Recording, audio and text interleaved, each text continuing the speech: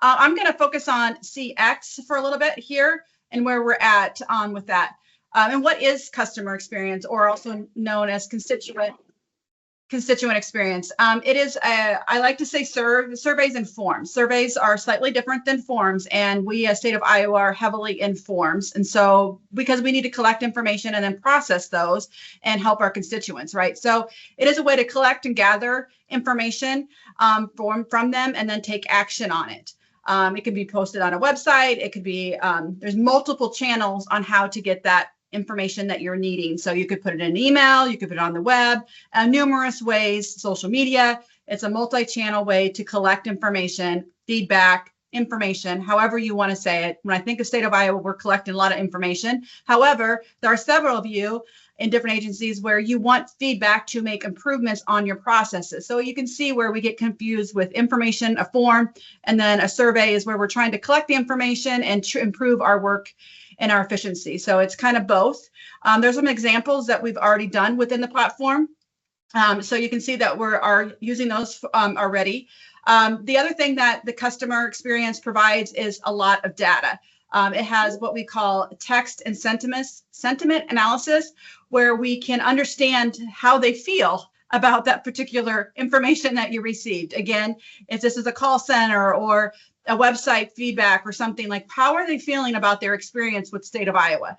And there's a lot of machine learning predictive analysis that we can do within Qualtrics. And so that really gives us a good understanding at a high level, at a dashboard level, to know how can we make improvements off that information that we receive. So that is something else that CX provides. Again, I kind of rolled into this. We do have, you can make dashboards and reports. I like to compare. I don't like to compare, but we can get an understanding to some degree.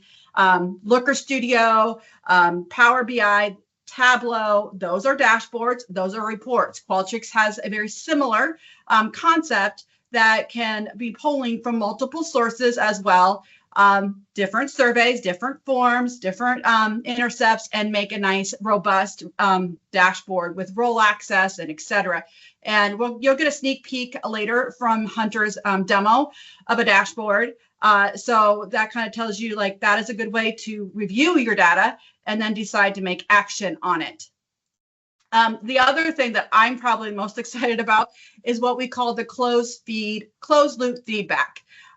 We get information, but how are we tracking that information, and how are we knowing that we're closing that loop, right?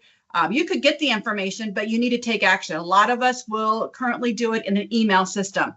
Not best practices, because you need to track that progress, correct? And they have what we call a ticket system within Qualtrics. So if you have an intake, if you have a form, you have a survey, more than likely you need to respond to that constituent. And Qualtrics has a really nice ticketing system. Could be a case management. It could be able to track your customer issues. And then you also can then go one step further and do a dashboard. High level could determine we have 15 in flight, 20 closed, et cetera, et cetera, et cetera. So you can see that we can just get to close that loop that shows that we're supporting the state of Iowa constituents and so much more. I'm like totally pumped about the closed loop feedback option. For more of my tech savvy people or working with other systems, we are a FedRAMP environment. I do want to say that so that does limit us sometimes during API integrations. We are a FedRAMP high, so we have to be careful on what we can integrate with, but we do have some standard API integrations that we can integrate with. I don't have the list, and so I'm not going to even try. But knowing that security is our top priority, we do have that environment, but you can integrate with other systems. So that can also help with automated actions and et cetera. So to make the workflow be done automatically saves us a lot of time and a lot of return on investment. So excited about what you can do within that. Some other highlights that I want to point out, because it is important things at the federal level, but also important in the experience of web accessibility, mobile friendly. Qualtrics has what we have, it's called a legacy experience, and then a new survey taking experience. By default, we have turned on the new survey taking experience. So what does that mean to you? Probably nothing at this moment. But what it does do by having it turned on by default already helps us be mobile friendly. It already helps us be, that's correct, 2.1 accessibility. That's huge because those are two big important things, because most of our constituents respond via mobile, and accessibility is a federal mandate. So we have some really cool things that are automatically turned on that will improve our constituents' experience to make sure we have the right tool for them. So overall, the interface is really interactive. It's very user-friendly. We have to remember, like, we have to make these things mobile friendly, and we have to make things accessible. And so I'm excited that this new survey experience is our default, and that Qualtrics has already thought in advance in making sure that we hit that accessibility mark as well. Qualtrics also helps you on the back end. Hunter will give you a better peek on this, but when you hit publish, you have this thing, or even before you hit publish, I believe, it has an expert review. This can tell you how good was your survey methodology. You might want to reduce those text boxes, or maybe you have too many required questions. That's probably not accurate, but something, right? It's going to tell you that maybe your survey methodology isn't the best, because that really does make a difference. And that is something I feel strongly on, that we need to train you guys up on that. I'm not an expert, but we want to make sure that you are asking the questions correctly, right?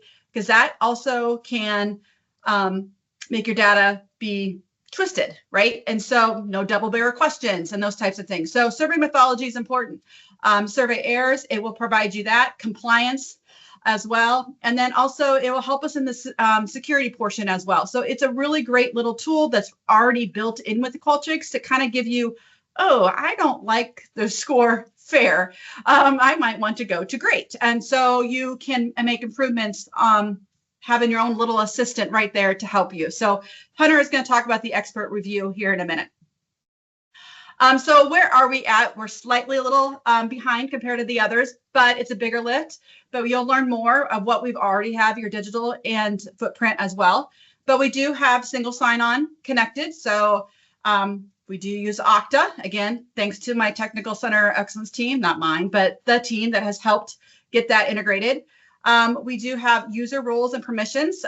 You will have 3 basic rules, or user types: a participant, which is kind of like a view only, a standard user, more like a basic user, and then more an advanced user will be able to do dashboards, CX dashboards. And we'll talk more about that and when we have training in the next in the near future. However, we've already kind of standardized that and make sure that we are good to go there.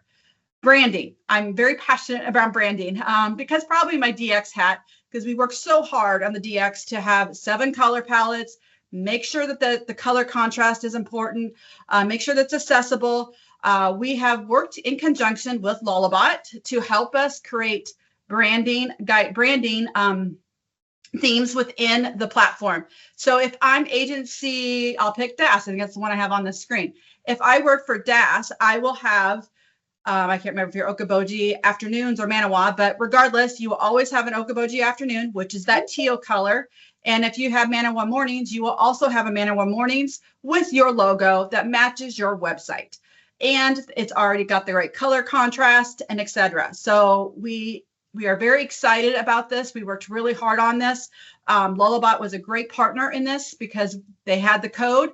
It's really outside the box. Qualtrics will say that we were really kind of way above other people that have never done it this way. And so what we've done, we'll be able to identify who you are, because that goes back to trust, to our constituents' experience, to make sure our branding looks like the state of Iowa. We've also going to have the footer at the bottom that matches our state of Iowa policies and procedures page as well. So excited about that. So branding is always a hot topic. I want it to look like this way. The DX steering committee has already approved this, which they are the ones that make web determinations, and they were appointed by the governor's office. So they help determine things such as branding. The other thing that we are still in progress, we are still working on the review and workflow process. More to talk about that later. But we are in a process to provide instructions and more details. You'll get training on this, how to publish and what's the criteria on that. We will help you. We do not want to hold things up. We already are working with an XM scientist from Qualtrics and Walker to provide a good checklist, such as don't use double barrel questions, or etc. Kind of helping you with the checklist so we can get your things reviewed and moved on. So that will be coming soon. I am working on a program guide to give you a high level of the whole platform itself. What is EX? What is CX? What is DX? How do we do XYZ? That is in a work in progress as well. We have already implemented we are working closely with Natalie's team because it really is a lot of crossovers. We're going to put our resources on the DX training site. So there are already a few out there. Also, we're going to have a YouTube channel that's right under the digital experience. And so you will see that we already have a couple videos already out there. We'll have more after today. So just letting you know, we are working on those things. The other thing I do not have a picture of is a one-stop shop. We are going to provide a one-stop shop with this inside Qualtrics that will take you quickly through the intake process and all the things. More to come on that as we work through. So yes, we're still in progress on a few items, working diligently on getting these kind of, as Natalie would say, buttoned up. That is the goal of the things that we're trying to do, but we are definitely working a lot behind the scenes.